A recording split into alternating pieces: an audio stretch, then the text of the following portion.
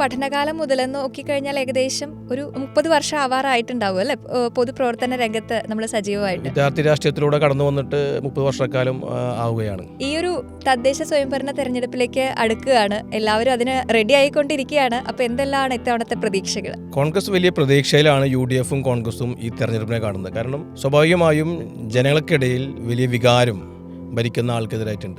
അത് കോൺഗ്രസ്സിലെ ഒരു രക്ഷ, അല്ലെങ്കിൽ കോൺഗ്രസ്സിന് ഒരു അവസരം നൽകണമെന്നുള്ള ഒരു ചിന്ത വോട്ടർമാർക്കിടയിൽ ഉണ്ട് എന്നുള്ളതാണ് ഞങ്ങളൊക്കെ തന്നെ ഫീൽഡിലേക്ക് അല്ലെങ്കിൽ സാധാരണക്കാരെ കാണുമ്പോൾ മനസ്സിലാക്കാൻ സാധിക്കുന്നത്. അത് പല ഘട്ടങ്ങളിലും, അത് കഴിഞ്ഞ ലോക്സഭാ തെരഞ്ഞെടുപ്പായാലും അല്ലെങ്കിൽ കഴിഞ്ഞ ഉപതെരഞ്ഞെടുപ്പിലൊക്കെ തന്നെ നമ്മൾ കൃത്യമായി കണ്ടതാണ്.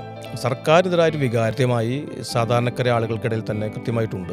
ആ ഒരു വികാരത്തിൽ തന്നെയാണ് കോൺഗ്രസ് വലിയ പ്രതീക്ഷ അർപ്പിക്കുന്നത്. കോൺഗ്രസിന് വലിയ സ്വീകാര്യത നമ്മൾ വോട്ട് ചോദിച്ച് താഴത്തേക്ക് പോകുമ്പോഴായും അല്ലെങ്കിൽ കഴിഞ്ഞ ഒരു മാസക്കാലം ഞങ്ങളുടെ ഗൃഹസമ്പർക്ക ക്യാമ്പയിൻ നടക്കുന്നതാണ്. KPCC ആഹ്വാനപ്രകാരം ഗൃഹസമ്പർക്ക ക്യാമ്പയിൻ എല്ലാ ഡിവിഷനിലും നടക്കുകയുണ്ടായി. അത് നടക്കുമ്പോൾ തന്നെ ആളുകളുടെ ഭാഗത്ത് നിന്ന് വലിയ തോതിലുള്ള റെസ്പോൺസ്, വലിയ സ്നേഹം, വലിയ പിന്തുണ നമുക്ക് ലഭിക്കുകയുണ്ടായി.